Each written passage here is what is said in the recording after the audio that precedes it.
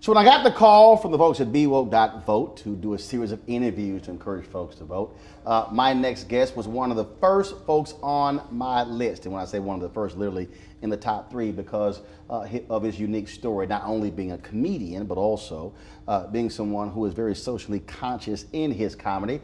Comedy is all about making folks think, forcing them to actually own up to some serious truths. And so Ali Siddiq often does that on the stage, and we're certainly glad to have him here. What's up, Doc? How you doing, brother? I'm all good, see you. Oh, man, it's all good.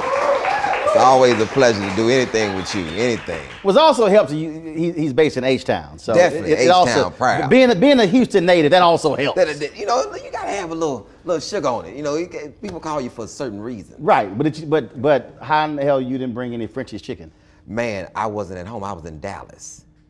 Okay. I was leaving Dallas. They don't have French's in Dallas. They got they got that other. Yeah. I don't even want to mention. I don't know, Williams. It is. Yes, it's Williams chicken. It's not good. It ain't French's. It's not. It's definitely not French's. Okay, so I'll let you off the hook. But also, if you're gonna be in Dallas, you need to go by Sweet Georgia Brown. I didn't go to Sweet Georgia Brown's. Let me tell you why. You been there before? I've been there. Oh yeah. By there. I've been by there. Like a drive-by? It looked like a lot of diabetes in there. Let's just say you will not walk out of Sweet Georgia Brown's hungry. Yeah, you definitely won't. I done seen people come out of there. I done see on a sugar IV. They had IV on. That tea, it's a tea, and it's why black places always serve some type of diabetic tea. It's like a bag of sugar. It's like we never measure the sugar at all. Right. Never measure sugar. It's by taste. And it's like, and it depends on who tasting that day. That's true. That's true. But see, I don't drink sweet tea. I don't. Sweet tea? I don't know. I just that's probably why I'm not diabetic. I don't drink sweet tea. I like the taste of the actual leaf. I drink several types of tea. So you want to taste the leaf, not the sugar? Yeah, I don't want the sugar. Like I drink dandelion tea a lot and soursop tea. Those are my favorite too. I have no idea what the hell you're talking about. Hey, I just do Diet Snapple peach. You just Diet Snapple. Diet Snapple peach. See, I got one of them little things that you make your tea. You know, a little steeple. You got it. You know. Oh, you fancy? Oh, I'm definitely fancy. Oh, you must have visited some other country and you saw them doing it. Yeah. And you said, y'all need to go ahead and like give me that as a gift to go back home. You know, I hang out with a lot of people who drink tea. You know, everywhere I go is some sort of tea. They don't offer coffee. They offer tea with goat's milk a lot. Cause that's old people. Yeah, I like old people. Old people are wise. Right. Old people drink coffee and tea. Yeah. The reason I don't drink coffee is because going to my grandparents' house when I was 7 and 8 had my ass drinking coffee at 7 and 8. That's probably why I'm like borderline ADD right now. No, my daughter, my Aunt Day, she, we used to let her baby, you don't take your kids to no daycare early. You take them to somebody who ain't working. On day. Yeah, somebody not working. So on day keeping my baby, and my baby, she been drinking coffee since about 3. At the table, I guess I found out at 3 because she had been drinking coffee with her on day. Just sitting at the table, old people, pour her a cup of coffee, pour her 1, 2, drinking, looking at the paper. My daughter been looking at the paper, drinking coffee since I recognized around 3 years old. Daddy, let me get that section for you right there. How old is she now? She's 19 now. Wow. 19 in college. So she's well read and she's jittery. And what she's a chef. Oh, okay. That's what she stay in the kitchen with that food and she keep a cup of coffee while she cook. My Aunt Day didn't curse this baby. She been drinking caffeine since 2. Well, you're lucky Aunt Day didn't smoke. Yeah, because she had that baby. It's amazing that I don't smoke. Because, see, I used to have to be with my aunts and my mom. They would play cards, and I was only there in a servitude manner, to bring ice, Crown Royal, and light cigarettes. For some reason, back in the early 80s, late 70s, early 80s, people didn't own lighters or matches. I had to light all the cigarettes on the stove. And you light a cigarette on the stove, you gotta roll it and you gotta pull a little bit so it'll be even. Now after you light 3 cigarettes. So there's a technique? Yeah, it's a technique. You gotta roll it a little bit, then you gotta pull and make sure it's even. After you done lit 3 cigarettes, you really in there smoking now at 6 years old. You in there just, this is stressful. I'm not even playing cards, but it's stressful for me. Because I'm here as a servitude. Yeah. And it wasn't cards, it was bidwits. Definitely was bidwits. And they didn't, I don't know why these are sisters that didn't trust each other. Go to the bathroom with their cards. Watch her, watch my hand for me. You gotta sit there and just watch the hand. I've been a watcher for a long time. I had to watch Young and the Restless for my mama. I was the first VCR. People don't realize that. Our first VCR, so you gotta watch the stories. Your mama come home, tell me what happened. You gotta start from the top. See, now right there. You just lost a lot of white people. What? Because they watch soap operas. Oh, yeah, I call it the story. Black people watch the stories. The stories. But it's the same characters. Right, but I'm saying, but when you grow up black, they're like, you watch the stories? Yeah. And your white friend is going, I'm sorry, did you read a story? Did you watch a story? And they're like, what are we talking about? No, that's soap operas for stories. Yeah, they was the soap operas. Now, the thing about this is, when you were a young kid watching soap operas, you get influenced. That's why I think I've always thought that we supposed to have more than one woman, because Victor Newman had more than one woman. Every time I saw it on there, he had Vicky and bring them both to the ranch at the same time. And that's also why black people walking around right now, and they want to have that same damn wedding Luke and Laura had.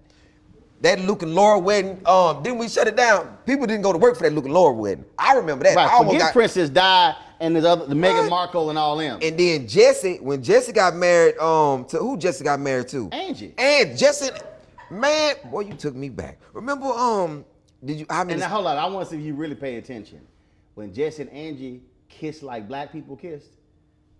You remember that? It was all tongue. That was a real kiss. That was a real kiss. That was like, it wasn't that. Somebody mate was mad. They're like, nah, that wasn't no soap opera. No, that was like. That was real. We were watching like, oh, hold up, but tongues transferred. Yeah. Right. Yeah. Who else wedding we watched? Y'all have no idea what the hell we talking about, huh? They have no idea. These are the. See, they grew up watching reality TV. Yeah, see, we saw the stories. Yeah, Victor Newman, Jack Abbott. Remember Victor knocked out Jack? Man, that was crazy. Yeah, over what was the name of the makeup company? You all in the storyline. Man, because I had to watch Young and the Restless, All My Children, and General Hospital. This was an all-day thing for me. Okay, so that was CBS. See, my household was probably all ABC. So it was Ryan's Hope, it was All My Children, it was One Life to Live, and it was General Hospital. My fault. I did forget back to back. My mama switched over. My mama switched over. She got off that Guiding Light and went over to that who? Guiding Light was CBS. Was CBS. But how is it? Were there any black people over on NBC? Because I didn't watch any NBC soaps. Even when they created the black soap, was it Generations? I didn't watch that. My mama didn't like that. Right, it didn't. My mama didn't like that. Didn't. After that, we Price is Right, Family Feud. You had to watch that Family Feud. Family Feud to make you racist if you don't watch yourself. When I was growing up, because you only cheer for the black family. Come on, slow, man. How you gonna let that little white man beat him to the thing? He's gonna be quick. That's every black household right there. Every black house watching it to see who's gonna beat that buzzer. Right. That's a shame. Right. How you overbid on Prices Right that damn high? That was one of the biggest jokes I ever did on HBO when I said black people never won on Family Feud back then. They had trick questions. Asked that man name a popular flavor of Kool-Aid. And I sat there in front of that TV and prayed that man wouldn't say red. That man hit that buzzer with all the confidence in the world. Red. I said, oh, come on, not man. Cherry. Yeah, not cherry. Not strawberry. Red. It's red. That ain't make no sense. That man said red on family. I just looked like, man. And what the bad part was, the rest of his family told me, good answer. Good answer. I'm like, that ain't no good answer. Right. It ain't. Who the hell y'all ask? Who y'all ask? Yes. They never surveyed none of my people. No, I don't. Because half the stuff up there, I'm like, come on, man. Which is why I'm glad they finally started getting rid of the SAT and the ACT test, because that was just like on Family Feud. They got rid of it? That were question. Well, because a lot of people say, you know what, it's not really a measure of a student, because that was question on the SAT test. It was like, I don't know what the hell that is. I'm sorry. Not in above my stay rate. Yeah. You know, I stay in it just didn't do it. I stay in a neighborhood that we have 13 people in this house. I don't know about a 4-bedroom. How many people you supposed to have in a 4-bedroom? That seems like a lot of people. I get a lot of people in a 4-bedroom. Yeah, that's a lot. You get a lot of people. I mean, we had 7 in my family. Then did y'all see the same thing where y'all had like other relatives who didn't get along with their mamas and daddies who ended up staying with you, and you had to like move out of your room because like what the hell? Here was my deal. I got a mom and daddy. They're here. They're here. You left your mom and daddy to come here. And we got to make special accommodations for you. Now, I didn't mind that because my mama, she was a good parent. When she didn't, she was struggling a little bit when my daddy left, she had good family members that she can send us to. Me and my sister. She sent both of us. Me and my sister. And she would send money to, to take care of us. We ain't do that. We ain't do that. Y'all ain't do that? We ain't do that. No, because we didn't do that. My daddy didn't quite. My daddy was different. He did not really tolerate that. Matter of fact, I have absolutely no recollection ever in my life of staying at a non-relative's house. Oh. Like, it's like spending the night. Oh yeah, I spent the night. I'm talking about at a friend's house. See, you understand, my grandmother had 8 kids, 42 grandkids. 42 grandkids? 70 great-grandkids. There was no room in my life for friends. There was no room. I had enough family members. Yeah, you have enough family members. Right, and so no, we didn't visit. We didn't. In fact, again, we a little different. So like when we barbecued, we actually had barbecue, which is like brisket, chicken, links. For those of you who are unaware of links, they're called sausage. And it's just like with stores and soap operas. And Got so to be burnt. when a family member would invite us over to the barbecue, we would get there. My dad was like, "This is some bullshit. This ain't no barbecue." He said some hot dogs and hamburgers. Straight up, my dad's like, "Pack this shit up. We going back home. This ain't no damn barbecue." He said, he said, "I'm a grown ass man. We ain't doing no hot dogs and hamburgers." He said, "That's for the kids before the meal." Yeah. So your daddy like me. See, I'm one of them daddies. You can't really just go nowhere and it's not right when I get there.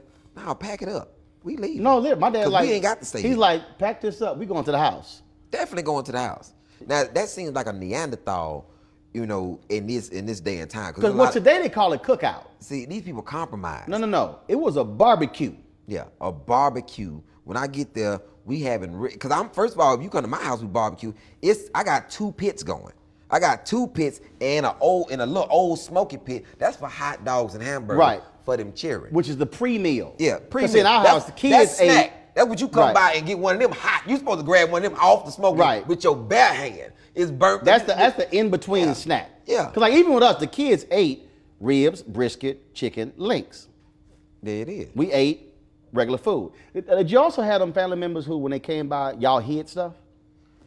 Yeah. Like the reason I really do believe the reason I do not drink to this day is because of my Uncle Warren. My Uncle Warren had a big goat before 7-Eleven had a big gulp. First of all, people don't know what big gulp. He had the biggest damn cup, and it was all alcohol. I'm telling you, did this happen? Relative drive up, honk the horn. Oh shit, that's Uncle Warren. Go hide all my good liquor. And so we would go hide the good liquor, and so in like between them getting out of the car and making it to the doorstep, 3 things could happen. We could hide all the good liquor, we could hide all of the good desserts, and we could clean the living room and the kitchen and the hallway in the time it took them from getting out of the car to the doorstep. Pat, Doc, my dad had straight up military operations going. Straight up. I'm just trying to tell you. Co-op go, hey, go. And y'all knew what to do. 5 of us. 5. It's 5 of y'all. Y'all can do a lot. It's 5 people. No, but there was no conversation. Oh, ain't no conversation. It was like vacuum cleaner, broom, fold, hot liquor, hot cakes. Boom, everybody had it. Everybody had a job. Everybody had a job. You a special assignment child. Because we had some other relatives who they would come because they would like to pack stuff up. My dad was like, no, he said, you're not going to plan your meals for the rest of the week on me. See, the thing is, my family, they drank and they brought their own liquor. So you didn't have to hide. See, that's what I'm talking. They coming in lit. That's what I'm saying. My uncle. So all you had to do was do the setup. Oh, the setup. Okay, so let me do this here for all people who are not black, and for the black people who are under the age of 35. Under age 35. What a setup is when your mama and daddy back in the day used to go out to a club, and then you could bring your own liquor, but you had to buy the setup. The setup was a bucket of ice. And it was lemon and lime and cherries, and it was a white bucket. That's what a setup was. Setup. See, setup. And I was a pro at setting up lemons, limes, and the cherries. You had to just put them out the little thing, just in your hand, put them in the thing, ice, bring a stack of cups, sit there, and when them cups get low and ice get low, I just come in there easy. You know, I was always could be a shadow in this room. That's how I used to drink liquor with them. They didn't know. Yeah, because when they get it, I'm smoking cigarettes, drinking liquor since 6. Since 6. Because I'm there as a servitude manner. By the time you got to high school, you really were about 38. Yeah, I was really 38. I was really 38 in high school. I was an old man by the time I got to high school. My dad, man, and see, what's crazy, my mama made a mistake when she let me live with my daddy for one year, because my daddy, he was an awful parent. He was like the worst. He didn't know what he was doing. So he didn't wash clothes one time. And back in the day, this is like 19, we're gonna go 83, 84. 83, that was Jackson 5 in a Victory tour. Yeah, Billy Ocean was out though too. See, I don't know, Billy Ocean popped out of nowhere, and my daddy, everybody in my daddy's generation fell in love with Billy Ocean. They had them look, that small little curl, that low curl, and they in bikini draws that came out that year. I'll never forget this, because bikini draws came out 83, 84. My daddy didn't wash clothes. So I say, hey man, I ain't got no underwear. My daddy say, well, go in my top drawer and put on some of the bikini drawers. I said, no, I really don't like bikini drawers. I don't like Billy Ocean. You know, you like Caribbean Queen. That's your jam. So my daddy made me wear some bikini drawers, but he don't really understand. I'm in school, and you got to dress out for gym. So you have to dress out for gym. You got to take. So now my partner see me. Hold on one second. For everybody who's under 35, dressing out for gym was a concept that when you were in school, there was a thing called physical education, which was required. These days, they don't have any physical education. Nothing. So therefore, what you wear to school is what you wear home. Continue. So I got to dress out for gyms. I got to put these shorts on, and I totally forget that I got these panty-like drawers on. So my boy Denard, you know, Denard is not a combination, so you know this is old. Denard used to be sick. Don't nobody call the kids Denard no more. Denard said, boy, you got on panties? I was like, no, you know, Billy Ocean, Caribbean. He's like, first of all, I don't know that song, and don't ever do that in front of me. I was like, these my daddy drawers, first of all. And man, I was so mad at my daddy, man. I still to this day, I don't like bikinis, I don't like bikini drawers, and I don't like Billy Ocean. You mentioned your mother, you mentioned your father. Growing up, was voting, was community engagement, was that a part of your life? Nah, I didn't really hear a lot of people talking about voting growing up. It wasn't a a conversation. It was always who in office, but you never knew how they got there. They just like, see, they didn't put this man in office. And I'm like, who is they put him in office? That's all I used to hear was, they put this man in office. They ain't nobody in office for us. Okay, but so how did they get it was there? always they. They. But they was never, it was never defined. It was never defined. And did anybody even own up to, I'm part of they? No, it was just a they in office. They ain't gonna let us. Them, look what they did. Them folks there. It was never like, who are them, they, and those? Who are these people? And when you grow, I didn't even find out about voting, which is oddly enough, how important voting was. I found out about how important voting was in prison. Dead serious. Dead serious. Old man in prison say, hey, brother, you ought to try to persuade your people to vote for Ann Richards, because she can't run again. This is her last term.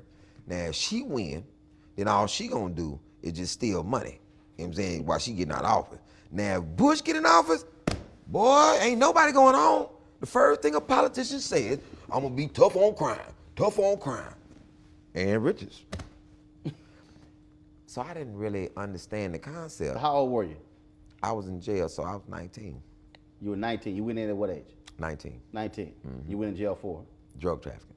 So you go in jail, and 19 years go by, between card games and family get-togethers and wearing bikini pant draws and all that sort of stuff. And I'm in them streets. I'm in the streets hustling. And what's crazy, your neighborhood, your environment pushes you to the streets very early, because in our neighborhood, this is the only place that you hear that you got to get out of here at 18. So in your mind, you 13 when you hear this. You got 5 more years until you on your own. So is school important or hustling to get some bread? Because at 18, I got to get out this lady house, and I don't know where I'm going or what I'm gonna do. So it wasn't go to college. It wasn't get a job, go to the army, go to the military. It was, you got to be out this house. You gotta be out this house. And that was a common thing growing up in that time. You gotta get out this house. You know, what you gonna do? But you gotta get out. I don't know what you gonna do, but you gotta get out this house at 18. So when it's so you go to prison at 19. Yeah. Sentenced for how long? 15 years. And you're, for the first time, you're hearing this old man talk about voting. Mm-hmm. What did you say? What's that? What's that? And why does that make a difference? What did he say? And he broke the Ann Richards thing down to me. About they gonna be stealing money. He said, and his thing was about people getting out. He said, man, a lot of people gonna be here that's not gonna get out because Bush is gonna come in and he gonna set off all these people's sentences just to show that he's tough on crime to get favor with whoever put him in office. Made sense to me once he broke it down. Then I started reading about voting and the importance of voting, just talking with them. Because these are men who probably marched for voting, probably something went wrong in their life, they still ended up in this place. But there was a lot of knowledgeable people there, and I just hung with the old cats that had all this information. Hey man, when you get out, this is what needs to happen. This is what's not in the community. This is the reason why you're here. You know what I'm saying? You don't see it like this, you know. And I'm like, man, wow. That was deep what you just said. And I'm still young and wild in there. And I didn't understand that these old cats, because I was one of the only young people that was still listening. Like, you can still talk to me. I was still, what you saying? I wasn't at this point where what you said didn't have no weight to me. Like, I wasn't a lost cause. So they came up with this plan unbeknownst to me. I didn't find out about it until they had already accomplished their goal. The man said that I was so wild on this unit, dude named Blackshear. He said, we got together, we say once we get him, then we get the rest of the youngsters. You know what I'm saying? And he said, when I said that, you was on the rec yard fighting when I said it. He say, look at him, the little wild crazy one. That's what we got to get. So a group of old men in prison said, if we break him and put him back together and mold him, it's going to be a domino effect. He'd get everybody else. Is that what happened? That's what happened. 6 different units, though. They didn't know what they started. every time they moved me from a unit, I changed the unit. They would just have to move me. And so when you have somebody who so powerful that, I'll never forget it, you was at the Million Man March. Yep. I'm in prison. We supporting from prison and showing unity because I put together a plan. This guy named Lewis McKenzie. He was the first person I told. I woke up, I say, Lewis, man, they got this Million Man March and we not gonna be a part of it. We can't be a part of it. But we gotta show some type of solidarity. I said, man, I don't want nobody black to go in that cafeteria. On that day, October 16th, I don't want nobody in that cafeteria. Breakfast, lunch, or dinner, I think we can feed each other. I think we can do it. He said, boy, you pull that off, they gonna move you. And I said, I think I can do it. And we did it. And I think that was the only time I ever shedded a tear in prison, because I got up that morning and walked on that rec yard, and I didn't see, from 6 different buildings, I didn't see one black inmate walk into that cafeteria. Even the people who was cooking the food didn't eat in there. And I knew they found out about it because on that day, you know, you got people working in the kitchen. Spaghetti was on the menu, and they changed it from spaghetti to fried chicken. And it wasn't because, oh, it's a black thing. That's the only time that you get a whole piece of chicken, and it'll be another month before you get it. And the funniest thing, Halim, his brother named Halim, he was cooking, and he had stole out the kitchen all this chicken. He said, now you told me not to eat it in there. He didn't say nothing about taking it back to this, bringing it back to this block. And it was so powerful that the Hispanics came and said, hey, next time y'all do that, we gonna do it with you. Because that was the only way we could show some strength. You gotta throw away $30,000, $40,000, $50,000 worth of food, and you gotta explain why they ain't eating. What's going on? Why they ain't eating? We spent every dollar we had to feed each other. And when people was coming out from the fields, it was amazing to see them turn away from that chow hall and go back to their blocks. And brothers had already made spreads, like, just come over here, we got you. Breakfast, lunch, and dinner, we got you. And that was a big thing to me. Then I got moved. Then I got to another unit, they was riding. Every other week they was riding. And I was like, nah, we can't live like this. Y'all fighting behind nothing.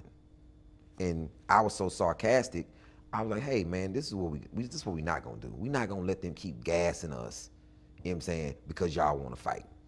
Next person put their hands on somebody here that's black, you're gonna have to deal with a lot of us. You're gonna have to deal with a lot of us. And the Muslim brothers was like, he's already told y'all what's gonna happen. We not doing this no more. Ain't no more being locked down and being further locked down. Like that, it didn't make sense. So I think I was one of the youngest coordinators inside the institution, and the biggest thing was Monday Night Football was when the Crips and the Bloods that was in Hondo, Texas on Torres unit met every Monday and exchanged books right before Monday Night Football. And it was a mandate on Torres unit. And everybody know this, that was on Torres unit at that time. If you was under the age of 22 years old. Did you create that? Yeah, if you was under the age of 22 years old, from the age of 18 to 22 years old, you were not allowed to fight on this unit at all. You had to go to school. If you did not go to school, we're going to beat the shit out you until you go to school. So you choose it. It's on you. Because it's the point, you can't keep doing the same act and going back into the world. Because I was one of the young people that was sent here to this unit with the old people, because I was around old school cats. I came from Ellis 1, Ellis 2, Darrington unit, Bill Clemens, and my mindset was, you're not gonna be here forever, so you got to start preparing yourself in here for out there. It's no getting out and then start the race. No, everybody else is already running. So when people say these reform things or what we gonna do once somebody get out, you have to change the mindset of the individual in there. I knew me, this is not the place for me. I knew that. I was like, if they would have showed me intake, I would have never sold drugs ever in life if they would have just showed me intake. Intake is the closest thing to slavery that you will ever be a part of. What is it? It's when they book you into the prison. You're stripped down naked. You're placed, man, first of all, the trip there is the same trip as the ship. They replace as a slave ship. They replace the ship with a bus. So you on a bus, you shackled to somebody else. If they gotta go to the restroom, you gotta go to the restroom. They gotta do number 2, you gotta stand there. If they gotta do number 1, you there with them. You shackled to this person. You get off the bus, they unshackle you, they put you through this thing, they strip you down naked. And they got this thing where they want you heel to toe. So you naked and your toes are touching the man's heels in front of you. So that's easily that your private area is touching and somebody's right behind you. So now they shave your head down bald. Now open your mouth. They detox you. Same like when you saw on slavery, they throw that flour on, they detox you, bathe you, go in your mouth. You not already bathed and been shaved. They still go in your mouth, go in your anal, lift up, cough up, everything. Then they house you. They give you a number. And this number is branded into your brain. I know this number better than I know my Social Security number. Your inmate number. Yeah, and I've tried to forget it. One time I thought I did forget it. And it is? 679346. You're known by that, not your name. Not your name. You say it every time you move it. That's your identity. 679346. I've been out 20 years. 679346. It kills me that I even know it. It kills me not even know it, man. It's just a scar. Like when I hear other people talk about, like I heard Cat Williams say it on a show, I got 19 felonies. Why are you glorifying that? But you've never been in jail, so that's why you glorifying 19 felonies. Well, he said in an interview with Frank and Wanda, he said, well, no, he said, I've been in jail, but I haven't been in prison. As if that was like that's a good thing. Why even having 19 felonies? Because you have people looking up to you and they think that that's the way to go. That's why it took me, I've been doing stand-up 20 years. It took me 17 years if I even do one story about prison. Because I didn't want people to think I was some one-trick pony. Oh, all he has been to jail, and that's it. So then you got Meek Mills come out, crying about being in jail for 5 months because you wheeling down the street in New York on a dirt bike, and then you talking about you the voice for people who had no voice. You're not the voice for me. Who the fuck are you? You ain't got one scar, not one mental scar, not one physical scar, not one internal scar from that place, because you was in jail. You was on probation. And then what you had people saying, free Meek Mills and do not give you this glory. But what you were doing, my friend, was incorrect. If that lady wanted to violate you, somebody who's on parole, if that lady wanted to violate you, she could have violated you every time she saw you smoking weed in the video. Every time you was out of town without permission. If she was against you, but see, that's not what you gonna say to the people. So you on Lester Holt talking about you the voice for who? Not for me. And I really did it. You ain't did nothing. You served how long? I served 6 on a 15. And then walked the rest on the street. And when you walk on the street with it, it's even more detrimental because you don't want nobody to know your name. You don't want nobody to know nothing about you. You move because somebody can easily say this. Ali did something to me, and now it's my job to prove that I didn't. Guilty. Now you want to financially strap me? You want to financially strap me to fight that I didn't do something just because somebody decided that they didn't like me, or I said something they didn't like, or some girl liked me whatever the excuse may be. Now I got to fight. You gonna just come pick me up? Excuse my daughter is in school. Excuse that everything that I'm doing in my life, you just gonna uproot me and put me back in a cage. And I'm not for that. That place creates a type of human being that people really not prepared for. I understand, and it's not fictitious with me. If you choose to accuse me of something wrong, I'm probably gonna hold court in the street. And it's nothing that you can do to me because I understand who I am in when the odds are not in my favor. Even in that place, officers knew, hey, if we cross him, he's gonna be a handful because he's already made his declaration. Hey man, before I let y'all take anything from me, I will die in here as a man before I let you take an inch from me. This go for inmate, this go for officer, and whoever try to buck the system. Because now you you took a non-violent offender, you put him in a violent place, and you think that I'm not gonna become a formidable opponent? No, I'm gonna just galvanize to the place that I'm at. I'm gonna start to act like the place that I'm in until somebody pull my hand and say, young man, you don't belong here. I just want we ain't gotta talk right now. I just wanna let you know, out of everybody here, I've been here 27 years, you don't belong here. And we'll talk after you calm down. What you mean I don't belong here? He said, man, I saw you when you came in that gate. And I didn't say nothing about something weak about you, nothing. I knew you didn't belong here because you still got light in your eyes. I said, what? He said, you still got light in your eyes. Man, I watched you one day on the rec yard, man, you were just happy. You was by yourself walking around out there happy. I said, that little brother still got it. You not no hardened criminal. He said, I guarantee you, everything you did, you was with somebody. Everything you did, you was with somebody. Everything I did it by myself. I was hardened by the streets, and I know you're not like that.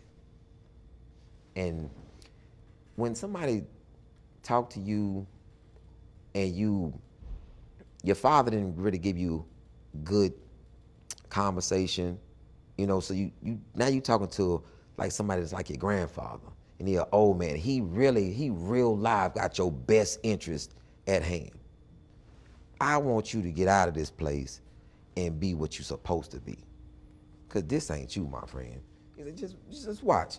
If you just change the narrative of how you walk around here, watch how many people come to you. Everybody gravitates toward. We like you and we don't even know you. That's the crazy part. We like you and don't even know you.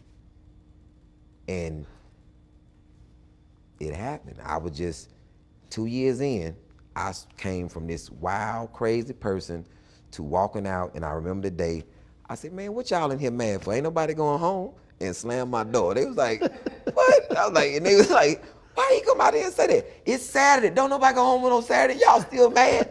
It's over. Sometimes you got to start enjoying the weekend, brother. And we here. And every day I had this whole thing. I would just wake up, and today is going to be a better day than tomorrow. And I would just challenge people. Do you know that in the civil rights war, that more people shitted on themselves to death than got killed by bullets? Dude was like, that ain't true. Well, look it up. We can argue all day about it. I'm gonna start an argument about something. They know I hate the Cowboys, so I'm making posters. Likewise. I'm making posters and clipping stuff. I'm messing with folks all day. I got nothing to do but make people happy, because this is my job in here. If I got nicknames for people that they like, I don't even like my nickname, but everybody know it. Big Hand Rick, and it's like his hand was huge. And I could be sitting across the room, and I'm like, come on, Rick, all that back massaging. He's like, man, I ain't even do nothing to you. I'm way over here. Like, and then people like, Big Hand Rick, man, stop touching on that man. Like, and he ain't even touched me. But it's just, I'm going to create a better avenue. It was like what I wanted in my neighborhood. You know, I grew up wanting a lot of activities in my neighborhood that was in close proximity. You know, my mom wasn't always there, so I didn't always have a ride to places. And, you know, you want to be able to walk down the street and get to something that's some food for your soul in your community. You know, I relished, you know, the days of being in Clarksdale, Mississippi, and when I had to go out there and live with my people, they had actually black-owned corner stores. My uncle owned one. My Uncle Donald owned a cleaners and a corner store, and he a city councilman down there now. And it's like, that was big for him. He was like, yo, man, you got to own something. Got to own something. His wife was named Louise. It always killed me. I used to call him George Jefferson. His name was Donald. Because his wife was named Louise. And that was big to see my family own and stuff. And it just cultivated what my dad told me. My dad, he's not a lot, he didn't say a lot of good stuff, but the 3 things that he did give me: play chess, so you'll be a thinker. You don't have to work for nobody. He told me that. He said, you don't have to work for nobody. The same energy that you put into for somebody else, you can put that same energy into it for yourself. And then he'll go into his spiel. See, they talking about black people don't want to work. Black people just don't want no job. You know what I'm saying? We don't work for nobody else. We want our own stuff. That's it. Give me my own stuff. I come to work every day. You know what I'm saying? he going through his own spiel. And like, I don't work for anybody. And even in both sides, in crime, I didn't work for nobody. I was a street pharmaceutical rep. And and then now, you know, I do stand up, and I haven't had a job since 1999. I got out in 97, late 97, going to 98, and I was hell bent on not working for nobody. I used to sell suits. And in Sharpstown, I worked in a place called Sharpstown Mall in a spot called Mosa. And I worked there as it's crazy. Reginald Ballard was the person who gave me my shot, because I went to his store for a whole week until he gave me a job. Because in my mind said, I'm out, I need clothes, what better place to work at a man's apparel store?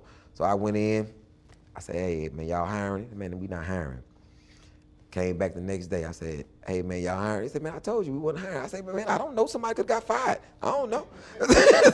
So I waited a couple of days, and I went there on the weekend. And I guess my face was familiar to him, and it was super busy. And he was like, say, man, we need some mock necks. And I didn't know what a mock neck was, and he pointed to me, and I just went to the back of the stock room. I just went back there and was like, my man say he needs some mock necks. And this dude just handed me a stack of, I didn't even know what a mock neck was at all. This must have been something new that it just came out. So I just went, I handed a stack of and then for the rest of the day, I was just folding clothes and just helping people, taking stuff to the register and just moving around. I was just sitting there all day. So at the end, he closed the store, and he was like, man, we had a fantastic day, man. My man right here was, man, you don't work here? I'm like, hey man, I've been here all day. I went and got mock necks, everything. I ain't been on no lunch or nothing. And he hired me. I think I'm the only person ever hired on a Sunday. He hired me on a Sunday. When you think about what those old men told you, then when you hear somebody say, my vote is irrelevant, it means nothing. When you think about the 1.6 million men and women in Florida who are trying to get their voting rights restored, how does it make you feel? Like I'm doing a bad job at what I'm supposed to be doing. In my stand-up, I talk a lot about what we should do and how many people was lost and died for this right to vote, and how voting is an act and it's not a law, and how people are going through all this difficulty in voting and you just take it for granted. You know, it's a lot of people did a lot of things to vote. It wasn't just something that was handed over. You know how many of your ancestors, so when people talk to me about how black they are in their heart, I'm like, but you don't do nothing to honor the ancestors for the things that they put in front of you. It's blood on those votes. It's people who died and did all type of things in order for you and further in future generations to be able to vote, and you take it for granted as it don't mean nothing. I think that most people just not informed enough on what to vote about and who to vote for. It's like you look on a ballot, you will see proposition 1 through 10. You don't know what any of the propositions are. Nobody educated you on Prop 1, how is it going to directly affect your community? How is it going to directly affect elderly? How is it going to directly affect the future? How do you not know and you vote for something blind? Or you don't vote for something blind? Or you see a name, you have no clue who this person is. and you just, it's all Democrat. I'm gonna vote for everybody on the Democratic. Like, sometimes we be voting for people who ain't got no backbone. I still think in my mind, who are the people that we voted for, that we put in office, that chose to accept that they couldn't nominate a Supreme Court justice? They accepted that. The Republicans told them they couldn't do it because this is a lame duck president. What you mean? Right. What do you mean? Which is one of the reasons, you know, and trust me, people were very upset with me, even in the Obama White House. And I kept making the argument, again, as somebody who studied history, Dr. King always believed in a protagonist and an antagonist. The reason the Albany movement in Albany, Georgia did not fully succeed is because the sheriff there was smart. He was college educated. He didn't act a fool in front of the cameras. He treated Dr. King and others with respect. When they got arrested, he was very cordial and very nice, and they could not tick him off. And that's one of the reasons why they felt Albany did not really succeed. Yet when they went to Birmingham, they had crazy ass Bull Connor. And they knew exactly what they had. Yeah. I made the argument that, and I was doing it, and when I say I was doing it early, Scalia died on a Friday in Texas. I was in Toronto, the NBA All-Star game, and I called several black women, Melanie Campbell, the Black Women's Roundtable, Leah Daughtry, former top official of the Democratic National Committee, called Dorothy Buchanan, who was the international president of AKA, and I said, y'all need to be meeting by Sunday. I said, Obama needs to appoint a black woman to the Supreme Court. He had already appointed Justice Kagan and Justice Sotomayor. And the reason I felt that is because I felt to have, first of all, no black woman has ever been appointed to the Supreme Court. Not even considered. And then to have, knowing full well the Republicans were never going to do a hearing, I said you would have this image of this eminently qualified black woman, historic appointment, and largely old white men, Republicans, saying, forget a hearing, we're not even going to meet with you. And I thought about that scene from The West Wing when the Martin Sheen character went down to Capitol Hill and he sat on the bench by himself and the Republicans wouldn't meet with him. I said, imagine that was the image. So between March and November, black women who hate the Republican Party more than anybody else, I mean, it ain't even close. A black Republican told me that. She said, black women hate us more than anybody else. Then you would have white women mad. You would have Latino women. You would have, so all those people, millennials and others, who were not happy with Hillary Clinton, you would have something that could galvanize people. Bro, I pleaded, I yelled and screamed. I was every black, all the people who met with Obama, all of them civil rights people, I said, did anybody bring it up in the meeting? I'm like, what the hell? Nobody brought it up in the meeting? And so then he pointed Merrick Garland. I was like, look, I said, look, he may be very talented, but we've had 113 white guys on the Supreme Court. I mean, no, we had, no, at the point, it was 112. I'm like, we had 106 out of 112. That's like the Harlem Globetrotters playing the doggone Washington Generals. It was like, we good. We good. But it's just one of those examples I felt could have changed how folks voted and why they voted. And to this day, and I don't care, Obama can be mad at me all he wants to this day, that was a huge mistake. I would agree. I think that a lot of things during that time were huge mistakes. As African American voters, we didn't ask for anything. What did we ask for? During the time of his presidency, what did we actually galvanize together and ask for? Because a lot of people actually said, oh man, you know, brother got a lot going on, his plate is full. I said, yeah, but the return. That's his job. Right, the point, so this is the example that I use. The example that I use is, we were enamored that he was the first black president, but forgot he was the 44th. He was both at the same time. Yeah. He was the first and the 44th. So what you asked of the previous 43, you should have asked of the 44th. So, it's a toss-up. I don't think we even thought to ask. I was yelling, hey, why don't we, can we become a whole person in the Constitution. I would like that. You're a Constitution lawyer, you and your wife. I think y'all can work on that.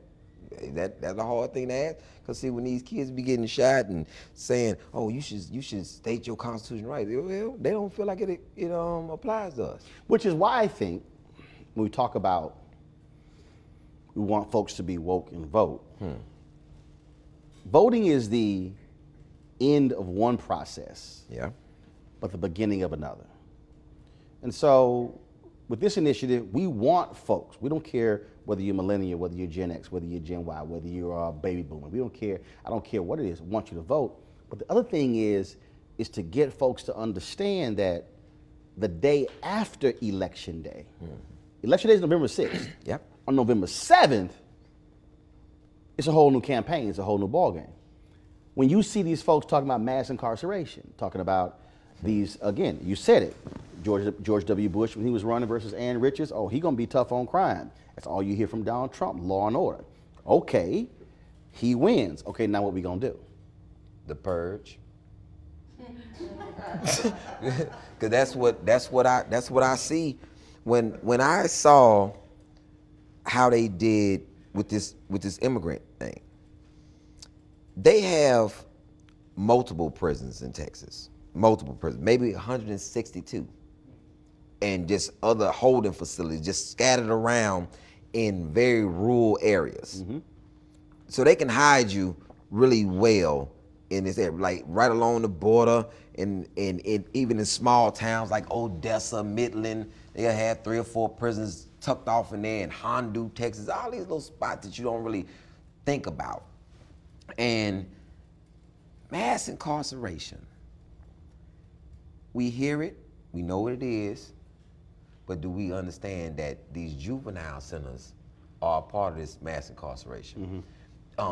We've gotten to the point, this moral stain on the fabric of this country, we lock up our women.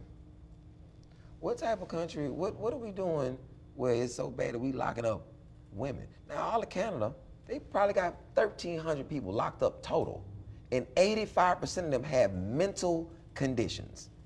85% of them actually, you're housed here because you're a danger to yourself and society because you're mentally incompetent.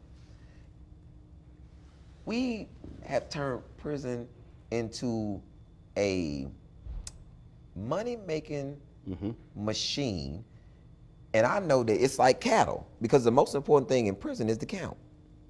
We got to make sure all the bodies are here, all the cattle is here. And when you're doing that, then that means you have no consideration on how somebody got there or what the condition was where the person got there. So now you have all these, let's fill it up with DWI people. Let's fill it up with child support people. I don't understand this, because people skip over this child support thing like it's not a large amount of people that's in there because they don't have the means to pay child support. Because back child support, I'm gonna lock you up for 180 days. And in some places it's a year, in some places it's more. So then when you get out, you still have the back child support. And it's accruing interest. And you have no job. And you have no job. And now that you've served, it's hard for you to get a job because you served. And I pick you up again for another 180 days.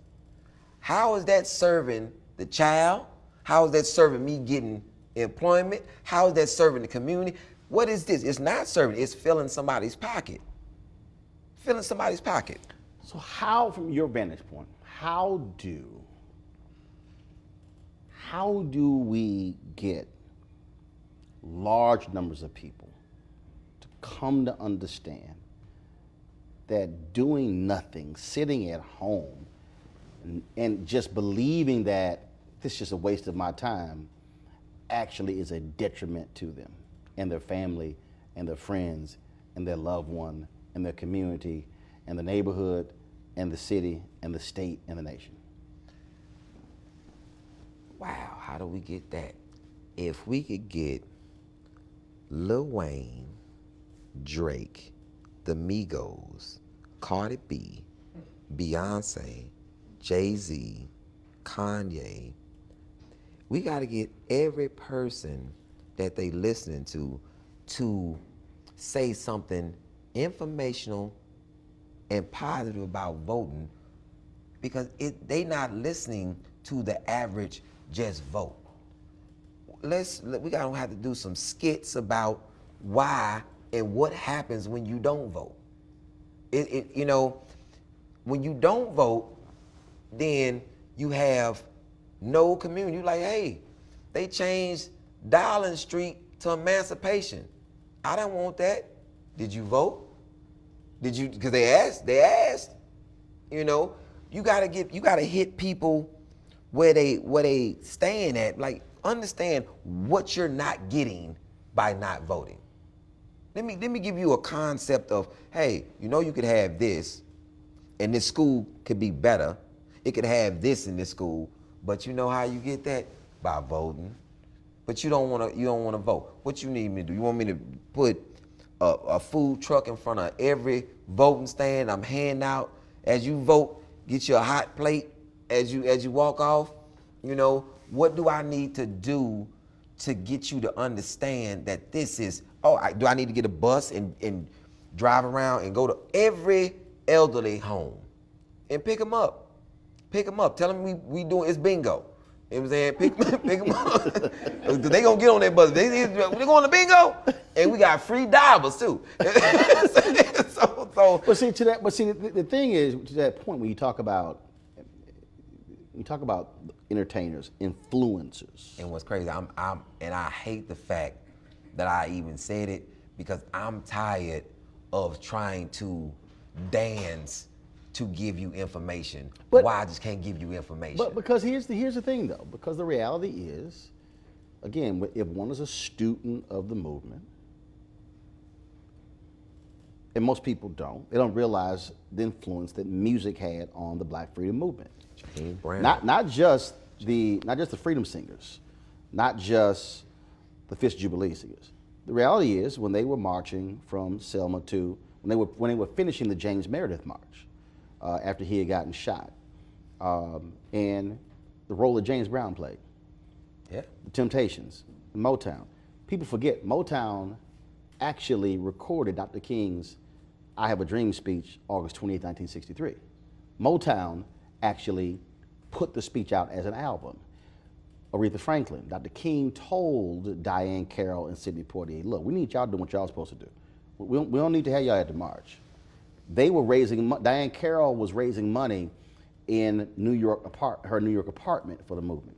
Sidney Poitier told me the story, which is unbelievably hilarious, of when him and Harry Belafonte had a bag of $100,000. They were flying down to Mississippi, and then the Klansmen heard they were there, and how they were sitting here, man, with the lights out, driving down these dirt roads or whatever, evading these Klansmen. And they got to the room, and Sidney Poitier said to Harry Belafonte, if your ass ever asked me to come down here again, I will kill you. But when Sidney went into that room with them brothers and sisters, he saw the importance of it. The reality is, Ossie Davis, Ruby Dee, Dick Gregory, we can go down a whole line. Cats put it on the line. That, I think, so the reality is, our story is one of Paul Robeson, the poets, Harlem Renaissance. When you talk about Langston Hughes, when you talk about, so what you're saying is actually not outside the realm of possibility, because that's actually our story. The storytellers, the artists, they were the ones who actually said, we got a role to play, but you got to get to them. Got to get to them. And the role that I play, I keep inching along to what my role is gonna be and how I'm gonna figure this path out to get to him. Cause I'm gonna figure it out. And the more I keep talking, people get mad at me, and I understand. You know, the first time me and you talked, it was a back and forth, and then I came out and said what I said about the music industry not putting out any rap music, positive rap music, since 1992. It was a plan, and you was the first one to stand up and clap for it. It was like, I think a lot of people, I'm never in my feelings about anything. I can agree with you and disagree with you, but one thing I understand, we on the same course for the same thing. Whatever your method is, if I can assist with your method, I'm not gonna derail it. I'm gonna try to assist with it. And I think a lot of times we get derailed in things and fascinated. I didn't understand how so many people was listening to Dr. Umar Johnson, and I was very irritated with it. It was like a lot of fluff and showmanship, and I would ask the question, why are we begging somebody to donate for a school, to buy a school, but you're not trying to buy no land to build the school that you want? I don't understand the process. I don't understand the process, but Well, you got to keep in mind, of course, when I had him on my show, we went at it. I saw it. And all these people, they still commenting mad and upset. And I'm going, so y'all mad because I dared ask questions. Yeah. When actually the easiest thing to do is just simply just to answer the question. But it was like, how dare you even ask the question? And then, of course, I would have people who would call me coon, call me nigger. And I said, it does amaze me that there are individuals who call themselves black liberators, that you use the same language of the oppressors, but you so-called have consciousness. That's what man, you took the words right out of my mouth. It was like, it's a thing. People say, well, Dr. Umar, I said, if he's so woke, why he calling himself black? I said, that's your skin color? I said, if you ask my son as a child, Hassan at 5 years old came and said, Daddy, black people steal. I said, who told you that? He said, they always talking about black people stealing. I said, how'd that make you feel, Hassan? It don't make me feel no type of way. I said, it don't make you feel no type of way? Not, don't feel nothing. I said, why? He said, because Daddy, I'm not black. I said, Hassan, what color are you? Brown. I said, what color am I, Hassan? Brown. I went to the darkest person I could think of. I said, what color is Uncle Nap? He said, dark brown. And he's like, I thought you're supposed to be classified by your nationality. He said, because I'm not a color. He said, that's just not who I am.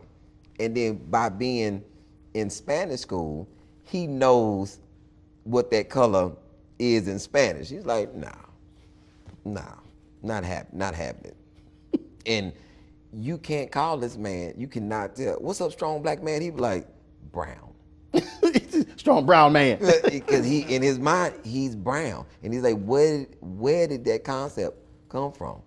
And then, and in his mind, if you ask this man who is the first president, this is when I knew Hassan was gonna have to be homeschooled. This is when I knew. I was like, yeah, he gonna have to be homeschooled. And why is the name right in my head and I'm not able to say he's at school, and John Hanson. Lady asked him who was the first president, and he said John Hanson. First black president. Yeah, first black president. Right. First president, period. The man said John Hanson. And the lady's like, no, George Washington. He's like, nope, John Hanson. And then and you argue with that point, he was like, well, the first president actually created the national treasury too. Who was that? And he was like, John Hanson. Because when he say who was that, he gonna say John Hanson because he know you don't know the answer. Because he's like, John Hanson's the first president. You're not gonna tell him nothing different. And he said, now prove me otherwise. And he said, George Washington voted for him, so now prove me otherwise. And that's his mind. That's his mindset. And so you can't, anything that you say, like you can't, because it's what he sees. African American men don't own businesses. He's like, well, my daddy friends own businesses, every last one of them. African American men don't take care of their kids. Well, I don't. Like a brother told him that his daddy didn't stay with him. Hassan was amazed. Like, what you mean? Your daddy don't live with you. Like your real daddy don't live in your house with you. Boy, that's wild. He's like, what? But you hear that all the time. Right. But he goes through every last one of my friends. Keelan Farouk, Marcus D. Wiley, Dave Lawson. He'll go through all of them. He's like, I know all their children. I know them and their wife. I don't understand. What are you talking about? Keelan owns this business. His sister owns this business. His mama helped with this business. Uncle Nap owns this business. Uncle Jay owns this business. Jason owns Midtown Barbershop. Everywhere I go, I see African-American people owning something. So what are you talking about? And I'm homeschooled, so I don't go to school. That's I don't go to school. I go to my house. So I think he will be voting. Yeah, if he can vote right. How old is he? He's 6. He's 7 right now. Let me tell you. Last year, the funniest thing, I guess it was the year before last, Trump called what's the man in Korea called him Little Rocket Man? Yeah. Man, Kim. My son was watching, because I watched the news, and so he watched the news. I asked him, he was on the way to the restroom. I said, "Hassan, where you going?" "Little Rocket Man is on a road for destruction." I mean, because he was quoting Trump. Everything Trump said, he was just quoting Trump. He had a song that he made up. Donald Trump. So like, and I was in the grocery store, he was singing that song. I was like, and black people just looking at me, I'm like, I don't know why he is fascinated with Trump. But Trump drew his attention.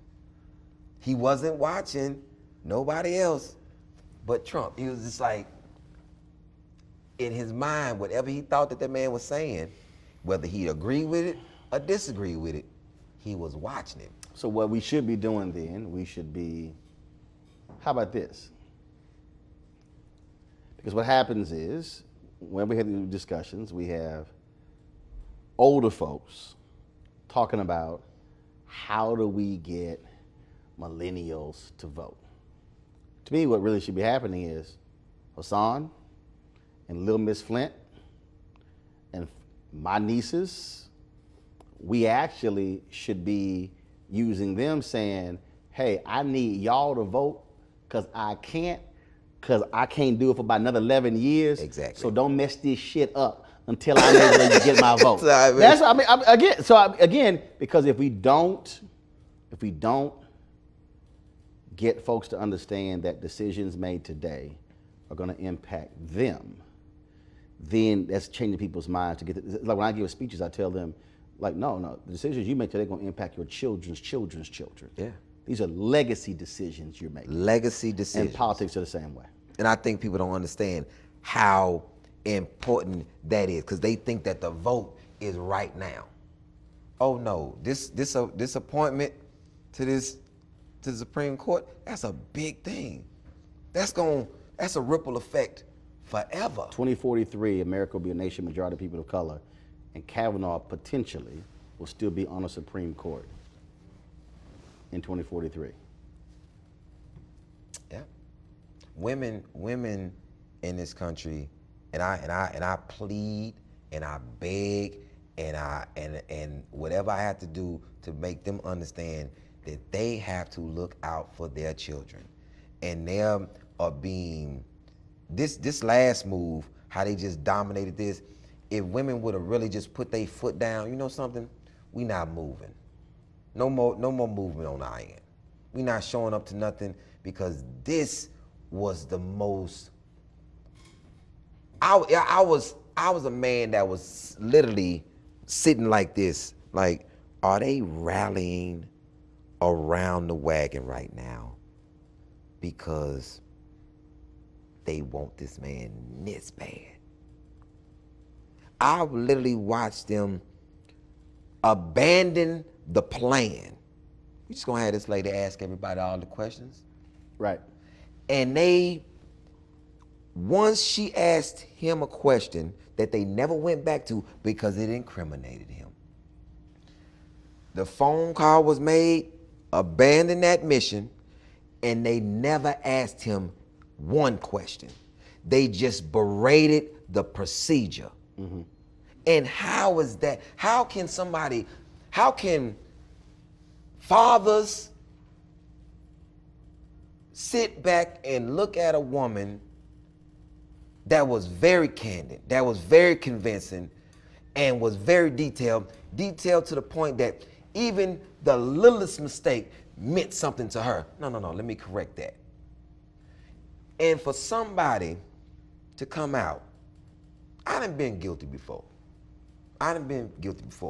And I watched Kavanaugh do a classic inmate move. The louder you talk and the more passion you put to it, you trying to sell it. Because you're guilty, but you got to put all this on it. And this is and it's amazing that you were so, I'm talking about 0 to 60. You a Democrat, you asking me questions, and Republican, and no. And I remember that very clearly. And yes, and then